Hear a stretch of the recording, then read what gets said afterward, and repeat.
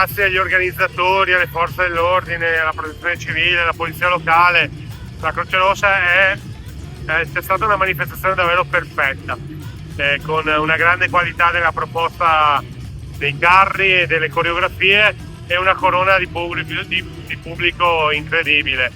Poi tanto affetto, però credo che quando ti impegni così tanto per il bene della comunità e per il bene di questa manifestazione, poi l'affetto è una conseguenza. Però ringrazio davvero tutti i cittadini che oggi sono venuti qui e anche coloro che ci hanno seguito nelle varie dirette social e televisive, perché è stata una risposta comunitaria. Queste sono le invasioni che ci piacciono, fatte di bambini, sorrisi, colori, coriandoli. Ecco, speriamo che il mondo impari che solo queste sono le invasioni belle.